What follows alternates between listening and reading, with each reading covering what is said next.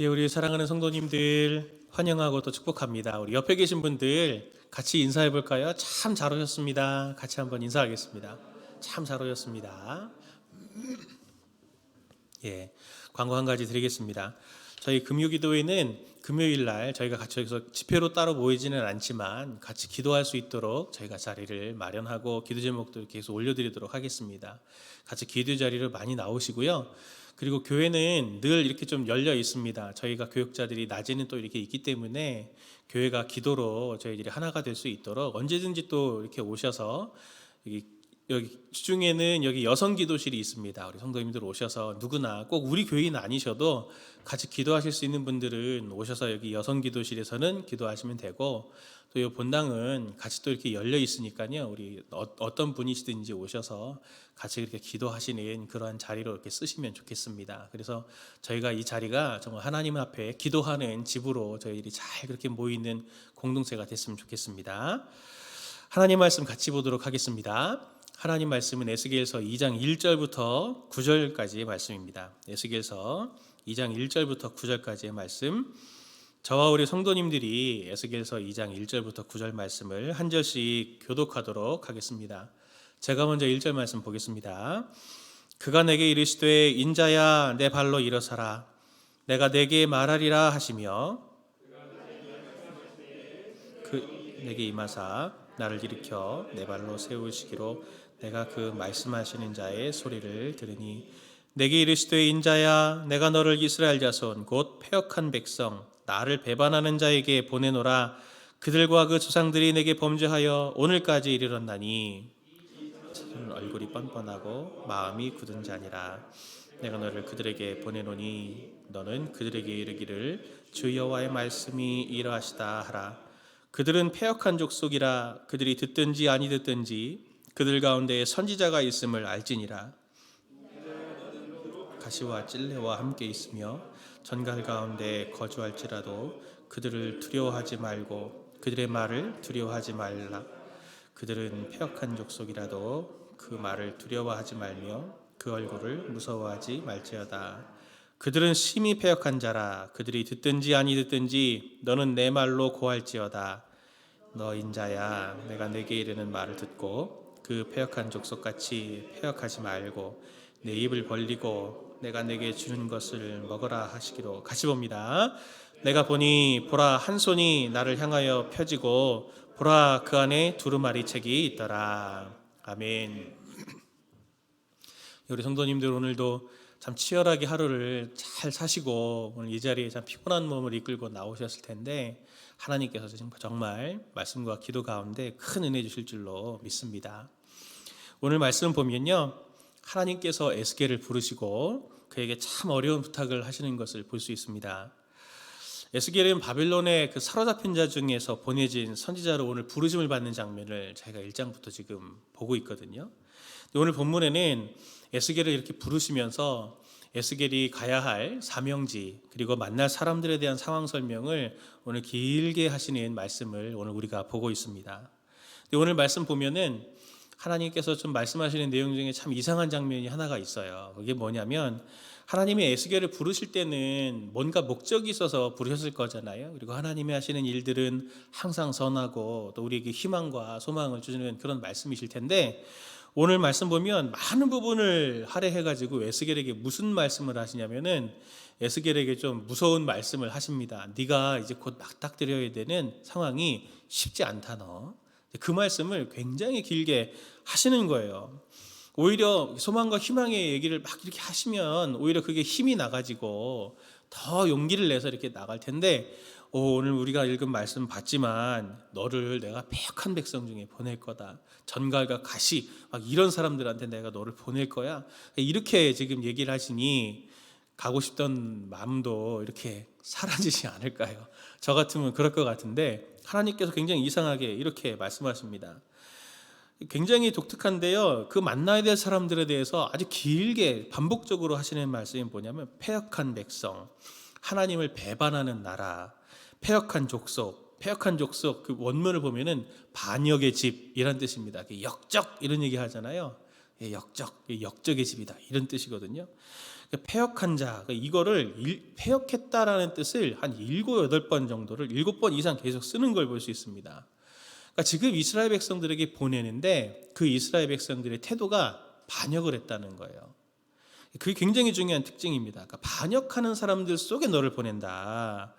그러니까 이 사람들은 하나님께 대해서 이제 반역은 그냥 뭐 싫어요, 뭐 이 정도가 아니잖아요. 적극적으로 의지를 갖고 하나님을 막 왕이라고 하면 그거를 하나님을 끌어내리고 내가 왕이 되겠다라고 한 적극적인 강한 의지를 갖고 있는 정도의 수준이 반역이잖아요. 그러니까 하나님께 대해서 굉장히 공격적인 태도를 가지고 있는 사람들에게 너를 보내겠다. 하나님 지금 이렇게 말씀하시는 거거든요. 그러니 에스겔의 입장에서는 얼마나 두렵겠습니까? 저 같아도 두려울 텐데요.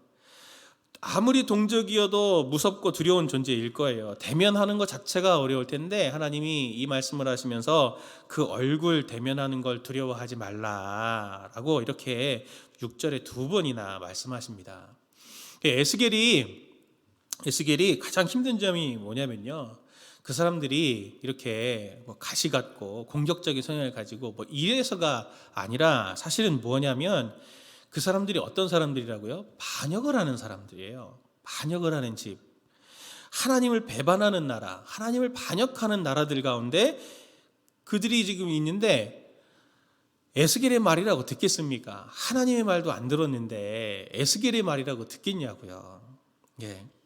그런 강한 자들 속에 에스겔이 들어가면 당연히 약한 자일 수밖에 없고 두려워할 수밖에 없죠. 당연히 위축되고 흔들릴 수밖에 없습니다. 아무리 에스겔이 성실하게 사역을 해도 지금 이미 결과가 정해져 있다는 거예요. 네가 아무리 얘기해도 잘 안 들을 거야. 그 사람들은 반역했거든. 그 사람들은 목이 곧거든. 그러니 네가 얘기해도 안 들을 거야. 그런데 나보고 가서 하라고요. 말씀을 전하라고요. 그럼 나는 가서 뭘 하는 사람이에요? 내가 허공에다가 외치는 것 같고 내가 열심히 사역을 한들 돌아오는 결과물은 별로일 것 같은데 내가 그것을 왜 해야 되나요? 그렇게 이제 생각할 수 있습니다. 그런데도 불구하고 하나님은 에스겔을 거기에 보내시죠. 근데 에스겔이 어떻게 반응하고 있습니까? 오늘 말씀을 보면 에스겔이 큰 좌절을 하나님이 미리 맛볼 것이기 때문에 하나님이 지금 사실은 예방주사를 딱 놓으시는 거예요, 에스겔에게. 그러니 너는 마음을 단단히 해, 이렇게 지금 말씀하시는 겁니다. 하나님이 오늘 에스겔을 만나주시는데 오늘 2장 1절, 6절, 8절에 보면 독특한 표현이 나옵니다. 에스겔에만 나오는 독특한 표현이 나오는데 인자야라는 표현이 나옵니다. 인자야. 이게 한문으로 인자하지만 우리말로 번역하면 사람 인자잖아요. 사람의 아들아, 사람의 아들아, 인간의 자손아, 이렇게 자꾸 부르시는 거거든요. 이 표현은 에스겔에서 93번이나 나타납니다. 굉장히 많이 나오죠. 인자야라고 하는 표현은 93번이나 나와요. 본문은 하나님과 에스겔이 인격적으로 탁 만나는 사실 첫 장면이에요. 인격 대 인격으로서 마주서서 딱 서로를 존중해주는 그런 대화를 하고 있는 장면이거든요. 오늘 본문을 통해서 제가 우리 성도님들과 나누고 싶은 은혜가 뭐냐면 하나님이 인격적으로 우리를 만나주실 때 어떤 일이 일어나는가라고 하는 그걸 가지고 한 2가지 정도만 말씀을 나누고 싶습니다. 첫 번째, 하나님과 인격적인 만남이 있을 때 어떤 일이 일어나냐면 첫 번째는 힘과 담대함이 생깁니다. 힘과 담대함.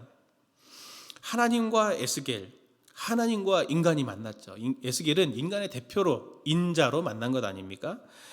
이 상황에서 에스겔이 느낄 것은 무엇이겠습니까? 하나님을 딱 만났다고 생각해 보십시오. 무엇을 느끼겠습니까? 영원하고 전능한 창조주 앞에 인간이 설 때, 이스라엘 주인인 하나님과 그 종인 이스라엘 에스겔이 설 때 에스겔이 뭘 발견했겠어요? 한번 생각해 보세요.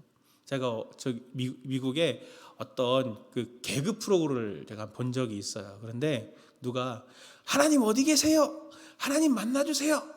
하나님 계시다면 내 앞에 나타나십시오. 근데 하나님이 나타난 거예요. 하나님이 딱 나타나자마자 비명을 막 지르면서 죄송합니다. 그러면서 자기 죄를 막 고백하는 그런 개그를 봤거든요, 제가. 근데 그것보다 더하면 더했지 덜할 것 같지는 않다 생각이 들었어요.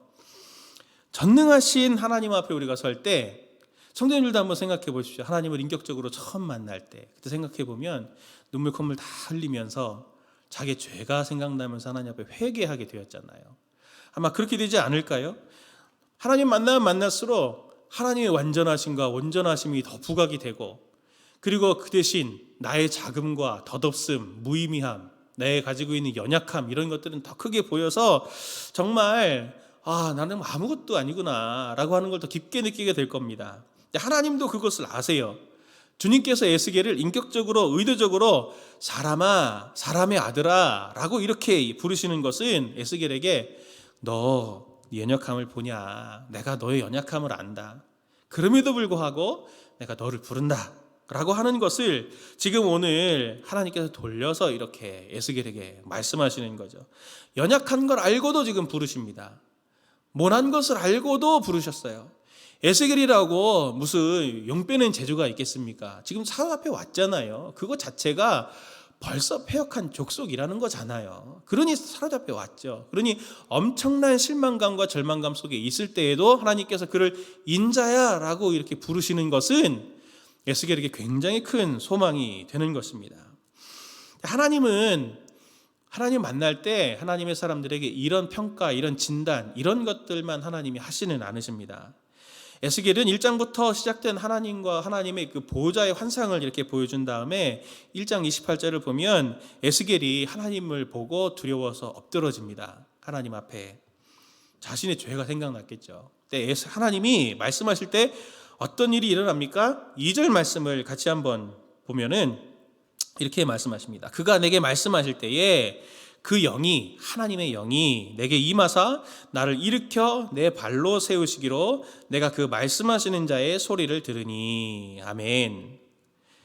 우리는 하나님 앞에 설 때, 성도님들도 하나님 앞에 설 때 종종 떠올리는 게 참 내가 부족합니다, 아주 책망받을 게 너무 많아요, 이런 것들을 떠올리잖아요. 그런데 오늘 성경은 정반대의 이야기를 합니다. 어떤 이야기를 하냐면 책망이 아니라 하박국 3장 19절의 말씀을 한번 같이 보면 명백하게 그게 드러납니다. 같이 한번 볼까요? 시작. 주 여호와는 나의 힘이시라. 나의 발을 사슴과 같게 하사 나를 높은 곳으로 다니게 하시리로다. 이 노래는 지휘하는 사람을 위하여 내 수금에 맞춘 것이니라 하면서 시편 18편 1절 말씀도 보면 나의 힘이신 여호와여 내가 주를 사랑하나이다 라고 말씀하고 있습니다. 하나님 만난 사람들은 하나님 죄송해요, 하나님 제가 큰 죄를 지었어요, 저는 미숙합니다, 저를 도저히 쓰실 수 없어요, 이렇게 말하는 것만이 아니고, 하나님을 제대로 만난 사람, 인격적으로 만나면 하나님 만난 사람들은 이렇게 고백을 하죠. 주 여호와는 나의 힘이시라. 나의 발을 사슴과 같게 하신다. 높은 곳으로 다니게 하신다.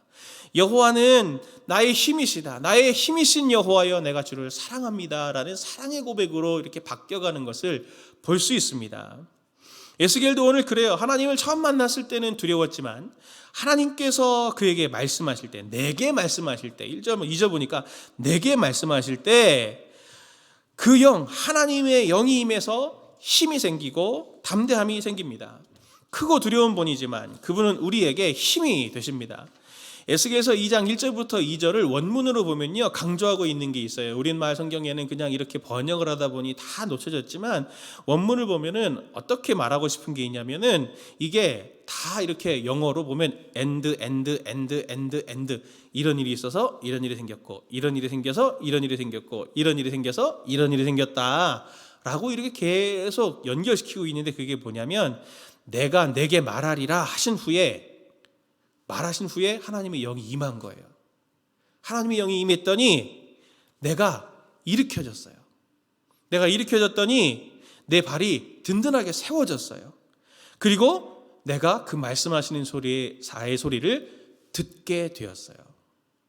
이게 하나님께서 내가 내게 말하리라 하시는 순간 일어난 연속적인 사건이라는 것입니다. 그리고 그게 내 의지로 그렇게 된 게 아니라, 나에게 나타나신 하나님, 나를 만나주신 하나님, 그 하나님이 내게 말씀하실 때 내게 정말 나는 절망 가운데 있었고 소망이 하나도 없었지만 다시 일어날 힘이 생기고 다시 내가 노래할 힘이, 사역할 힘이 생겼다. 내 변화가 내게서 나온 것이 아니라, 내 의지에서 나온 것이 아니라 하나님에 의한 것이다 라고 하는 것을 1절과 2절 말씀이 선명하게 말해주고 있어요. 성경에 하나님 만난 사람들을 공통적으로 한번 생각해 보십시오. 나에게 힘을 주시는 분이라고 하는 것을 고백하고 노래하고 있습니다. 아까도 우리가 시편 말씀도 보고 하박국 말씀도 보았잖아요. 우리가 잘 알듯 하박국 같은 선지자는 하나님은 도대체 어디 있습니까? 계시면 좀 내 앞에 나타나 주시고, 어떻게 이렇게 악인들은 점점 흥왕하고 의인들은 악인들의 밥처럼 이렇게 잡혀 먹기만 합니까? 하나님이 계시다면 어떻게 그럴 수 있어요? 라고 하지만 아까 우리가 읽었던 하박국 말씀은 하나님을 만나고 난 후에 하박국의 반응이고 노래이지 않았습니까? 이게 건강한 반응이에요. 하나님을 만나는 사람들의 건강한 반응입니다. 상황 앞에서 두려울 때, 내가 지치고 힘이 없을 때 있잖아요. 그렇죠? 저도 있어요. 저도 있습니다. 저도 있을 때 제가 습관적으로 계속 떠올리는 게 뭐냐면은, 우리가 떠올려야 될 것은 뭐냐면, 내가 힘이 없고 지칠 때 하나님을 만나야 되겠다라고 하는 그 습관을 들여야 됩니다.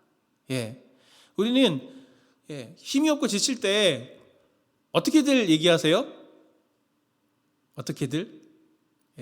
어떻게들 많이 하시냐면, 더 기도해야 되겠다. 더 말씀을 보아야 하겠다. 그렇죠? 뭔가를 이렇게 액팅을 하려고 합니다. 뭔가를 하려고 해요. 내가 하려고 해요. 근데 그러면 그럴수록 더 악순환에 빠지고 기도가 안 되거든요. 말씀이 안 들어오거든요. 기도도 잘 안 되잖아요. 근데 더 기도하라 그러니 목사님 알거든요. 안 되거든요. 그렇게 이제 얘기하시는 분들이 있어요. 그런데 기도도 말씀도 그걸 하는 게 중요한 게 아니고, 그것을 통해서 하나님을 만나려고 해야죠. 그게 우리에게 더 근본적인 질문이 되어야 하고 목적이 되어야 하는 겁니다. 하나님을 찾고 만나자 하는 습관이 필요한 거예요. 내가 지쳤어요? 하나님 내가 멀리 왔었구나. 하나님께 가까이 가야 되겠다 하고 하나님 만나주세요 라고 하는 이러한 친근한 하나님께 가까이 나아가려고 하는 그 마음을 가지려고 하는 습관이 우리에게 필요한 겁니다.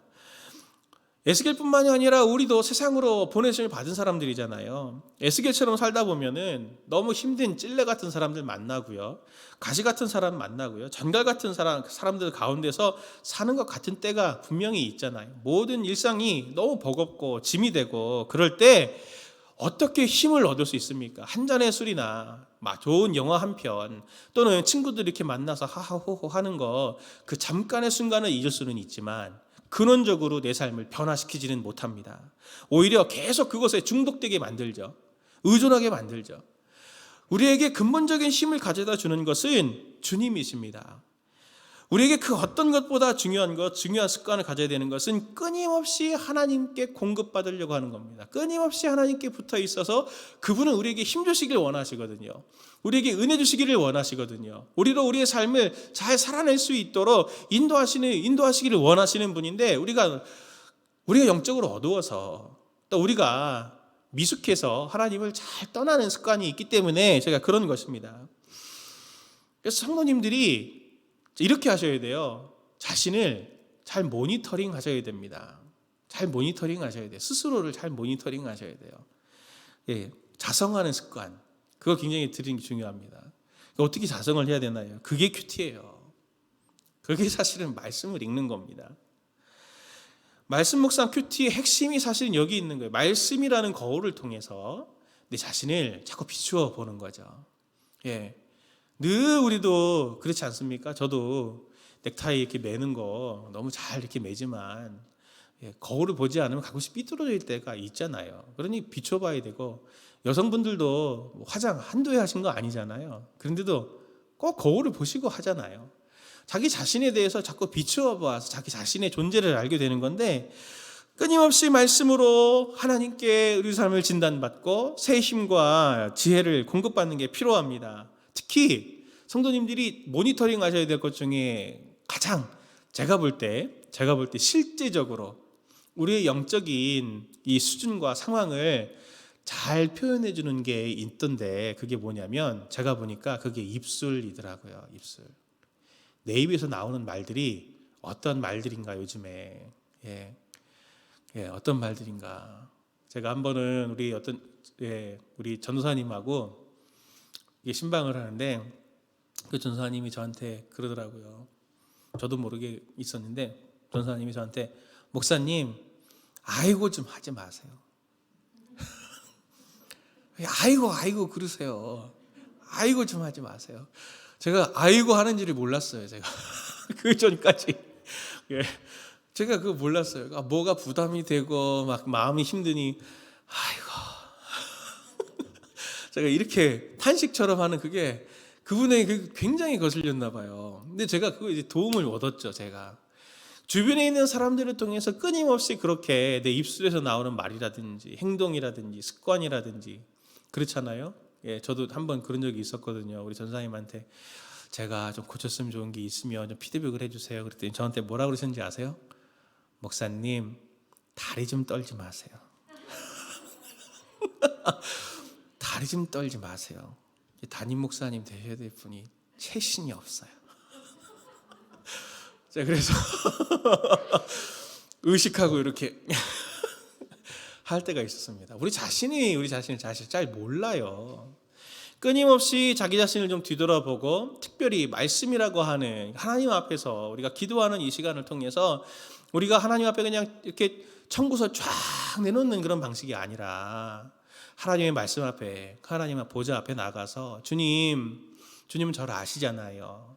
주님 저에게 은혜를 주시되 주님 제가 지금 어떻게 하면 좋을지를 알려주십시오 라고 하는 이런 묻는 자세, 이런 것을 하나님 앞에 갖는 것은 굉장히 중요합니다. 그 연약한 부분을 하나님께 만나면 하나님께서 반드시 그것을 회복시키시고 새 힘을 주시고 능력을 주실 거예요. 하나님과의 인격적인 만남을 가질 때 나타나는 두 번째가 뭐냐면은 소모적인 일상을 영향력 있는 삶으로 바꾸어 주십니다.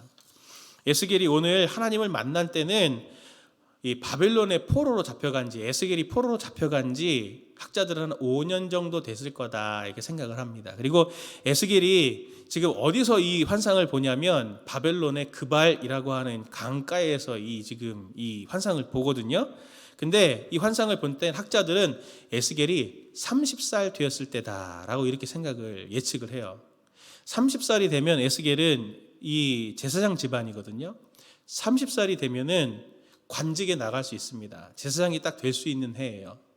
30살 생일에 그발에 사로잡혀 와가지고 바벨론에 사로잡혀 와서 그 요단강이 아니라 그발이라고 하는 생소한 땅에 와서 여기서 내가 지금 뭘 하고 있나라는 생각할 수 있잖아요.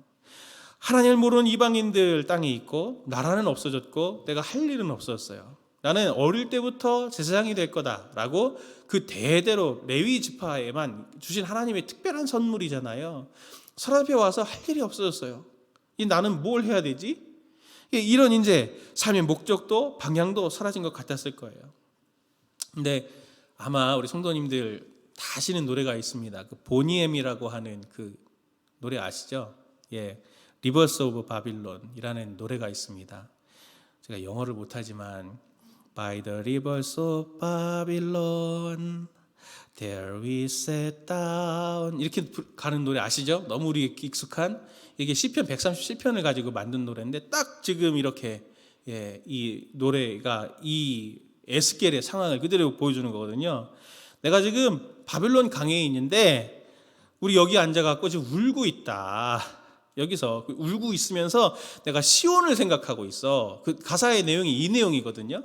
이 노래의 가사 말이 엄청 유명한 노래잖아요. 사로잡혀 온 지 5년이나 됐고 나이는 젊고 노예 처지에 찬송가 이제 이 노래의 핵심 내용이 뭐냐면 시편 137편에도 뭐냐면 바벨론에 사로잡아 온 사람들이 있잖아요. 근데 우린 노예니까 그 주인 되는 사람들이 노래를 불러보라는 거예요. 너 고향에서 불렀던 노래 좀 불러봐. 너 옛날에 한 가닥 불렀던 노래들 있지? 그거 한번 불러봐. 이제 술 먹으면서 이제 너 한번 불러봐. 이렇게 하는 거거든요. 근데 제사장이 불렀던 노래가 무슨 노래 있겠어요? 찬송가 할 거 아니야. 우리로 따지면 찬송가 할 거잖아요. 서로 앞에 와서 술자리에 지금 하나님을 높여야 되는 찬송가를 이 사람들 좋으라고 만복의 근원 하나님 군대에서 제가 이렇게 부르면 어떻게 되겠습니까? 그런 적이 있어요. 그만해라. 그러더라고요. 그런 노래를 불러야 된다는 게 너무 서글프잖아요. 얼마나 서글프겠어요. 제가 그 가요 이런 걸 좋아하지 않는데 그 장기하와 얼굴들의 싸구려 커피를 마신다라는 곡이 있습니다. 그 노래 가사를 제가 이렇게 보면 너무 상황과 비슷해서 제가 부르진 못하고 가사를 읽어볼게요. 싸구려 커피를 마신다. 미지근해 적잖이 속이 쓰려온다. 눅눅한 비닐장판에 발바닥이 쩍하고 달라붙었다 떨어진다. 뭐 한 몇 년간 세숫대야에 고여있는 물마냥 그냥 완전히 썩어가지고 이거는 뭐 감각이 없어. 비가 내리면 차와 밑에서 쭈그리고 앉아 멍하니 그냥 가만히 보다 보면은 이거는 뭔가 아니다 싶어. 그러면서 이제 엄청 부정적인 말들이 쫙 붙습니다. 근데 우리의 삶이 이렇게 무의미하고 하루하루 사는 게 무슨 의미인가? 아침에 6시에 눈 일어나서 저녁 8시, 9시, 10시까지 일하고 집에 와서 집은 하숙집인지 여기서 쉬고 있는 건지 집에 다녀오겠습니다라고 하는 내 이 삶이 무슨 의미를 갖나? 이런 생각 들 수 있잖아요. 우리도 종종 이런 상황들 너무나 공감되니까 이게 노래로도 이렇게 나온 거 아니겠습니까? 너무 무의미하고 지금 이런 삶이 내가 의미가 있나 싶을 때 나는 왜 태어났나 이렇게 끊임없이 자기 연민에 빠지는 우울한 삶에 깊이 빠지기도 할 때 더 우리를 슬프게 하는 게 있는데 그게 뭐냐면 아이러니하게도 교회에서는 그렇게 말하거든요. 성도님들은 성령 받은 사람입니다. 사명이 있는 사람입니다. 그러니 너무 어울리지 않는 거죠. 안 믿는 사람이나 나나 너무나 똑같고 똑같이 무의미한 삶을 살아가는 것 같은데 왜 내 삶은 성령님이 내 안에 있다고 하는데 왜 이렇게 무기력한가? 성경에서 기름 부음 받았다고 하는 것은 하나님의 영이 임한다고 하는 것은 하나님의 특별한 사역에 초청됐다는 것을 분명히 말합니다. 그러니까 더 괴롭죠. 특별한 사명을 받았다는데 왜 내 삶은 이렇게 계속 소모적인가? 하나님은 오늘 왜 에스겔에게 말씀하십니까? 하나님은 왜 그의 영이 에스겔에게 부어졌습니까? 하나님은 오늘 에스겔을 보내기 위해 부르셨고 그의 영을 부으셨습니다. 에스겔이 가는 곳이 어디라고 했습니까? 그 사람이 만나야 될 사람들은 가시, 찔레, 전갈 같은 그러한 아주 나쁜 사람들입니다. 이건 어디서 볼 수 있는 것이냐면 사실 광야에서 볼 수 있는 것이거든요. 광야, 가시, 찔레, 전갈 이런 것은 광야에서 볼 수 있습니다. 광야에서는 영광을 볼 수가 없죠. 광야에서는 쉼과 만족이 없는 곳입니다. 광야에서 볼 수 있는 것은 고통, 인내, 좌절입니다. 그런데 그 광야를 일상으로 살고 있는 사람들이 있잖아요. 우리만이 아니라 우리 주변을 보면 심지어 하나님조차 없는 이 광야, 찔레, 전갈 같은 그런 삶을 사는 사람들이 있습니다. 하나님이 그들 가운데 우리를 보내신 것이죠. 그들과 동시대를 살고 동등한 시간을 살고 동일한 환경에 살게 하시는데 그들과 같이 동일한 고통, 동일한 아픔을 느끼게 하시는 데는 분명한 이유가 있습니다. 그것은 바로 공감하기 위해서예요. 공감하기 위해서. 이것을 좀 고상한 언어로 표현하면요, 성육신의 원리라고 합니다. 성육신의 원리. 예수님이 우리를 어떻게 구원하실 수 있었습니까? 히브리서 4장 15절 말씀 보면 이렇게 말합니다. 우리에게 있는 대제사장은 우리의 연약함을 동정하지 못하실 리가 아니요 모든 일에 우리와 똑같이 시험을 받으신 이로되 죄는 없으시니라. 하나님이 우리와 그리스도가 우리와 똑같은 인간이 되셨어요. 똑같은 생사고락을 다 겪으셨기 때문에 우리를 도우실 수 있는 분이시다라고 말씀하고 있는 겁니다. 누군가를 구원하고 누군가를 돕는다 할 때 그것은 높은 자세여서는 안 돼요. 나는 부자고 당신은 가난하니 내가 당신을 돕겠습니다. 이것은 돕는 것이 아닙니다. 그리고 나는 건강하고 당신은 아프니 내가 당신을 돕겠습니다. 이렇게 높은 자세로 당신을 섬기겠습니다라고 하는 것이 아니라 동일하게 주님은 우리와 똑같은 인간이 되셨습니다. 그래서 우리를 도우실 수 있는 분이세요. 우리 아픔을 이해하실 수 있는 분입니다. 우리가 우리 세대를 우리가 우리의 같은 동시대 동역자들 같은 사람들을 돕고 싶으시다면 똑같은 아픔과 똑같은 눈물을 공감할 수 있어야 그 사람들이 얼마나 힘든지 얼마나 아픈지를 이해할 수 있는 거죠. 엄마의 마음은 엄마가 알지 않습니까? 아버지의 마음은 아버지가 알지 않습니까? 마찬가지로 우리가 이 시대를 섬기고 이 시대에 있는 눈물 흘리는 사람들을 건지고 그들을 정말 섬겨서 그들을 구원하는 하나님의 동역자가 되려면 우리도 똑같이 예수님이 하셨던 방법대로, 성육신의 방법대로 그들과 똑같은 고난을 당하는 것이 우리에게는 필요한 것입니다. 근데 우리에겐 다름이 있죠. 무엇이 다릅니까? 우리 예수님의 제자이기 때문에 주변의 고통과 눈물, 아픔에 우리가 계속 영향을 받으면서도 동시에 주님의 공급을 받는다라고 하는 것이 완전히 다른 것이죠. 완전히 다른 차원이에요. 어떤 사람들은 이 절망의 깊은 구렁이에 빠져서 늪과 같이 빠져서 끝도 없이 밑으로 내려가 심지어 극단적인 그런 결정을 하는 사람들이 있다 할지라도 하나님의 사람들은 하나님께서 반드시 그 사람들을 마침내 건져내시는 것을 우리는 봅니다. 성도님들도 하나님의 은혜가 없었다면 인생에 몇 번의 위기들 분명히 겪으셨을 거 아닙니까? 그게 꼭 뭐 돈이 없어서 꼭 뭐 사고의 어떤 위험 이런 것들만이 아니라 인생이라고 하는 것, 삶이라고 하는 것이 너무 힘들었는데 하나님께서 그때 하나님께서 그 예배를 통해서 하나님께서 그 다락방을 통해서 하나님께서 그 어떤 사람을 만나게 해주셔서 하나님이 그 사람을 통해서 나로 하여금 다시 살게 하시고 다시 일어나게 하시고 다시 나로 하여금 다시 소망을 하나님께서 회복시켜 주셔서 내가 오늘 여기 이르렀다라고 하는 것을 여기 계시는 분들 한 번 한 번씩 다 아마 고백할 수 있을걸요. 아마 한 번이 아닐걸요. 수십 번이지 않겠습니까? 그래서 하나님이 오늘 말씀하십니다. 8절 말씀처럼 너 인자야 내가 내게 이르는 말을 듣고 그 패역한 족속같이 패역하지 말고 그들과 동정해지지 말라는 말이죠.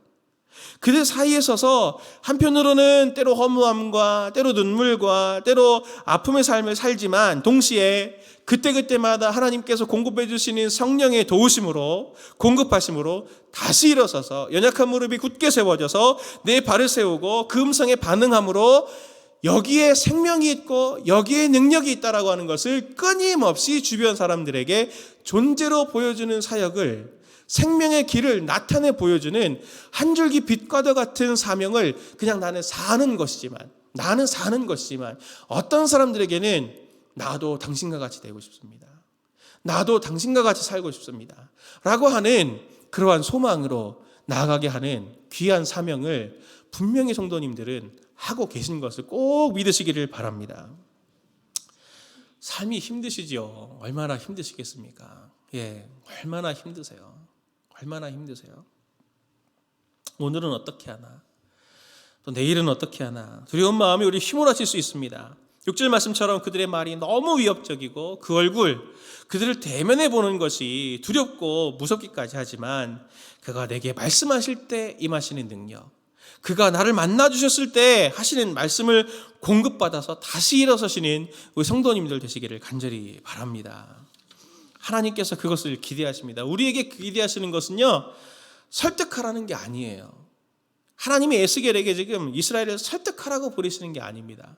하나님은 에스겔에게 그들이 듣든지 안 듣든지 너는 가서 선포해라 라고 말씀하고 계세요.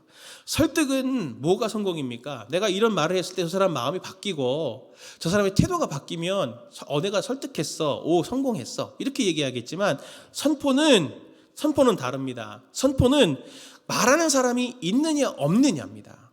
말하는 사람이 있다는 것이 성공이에요.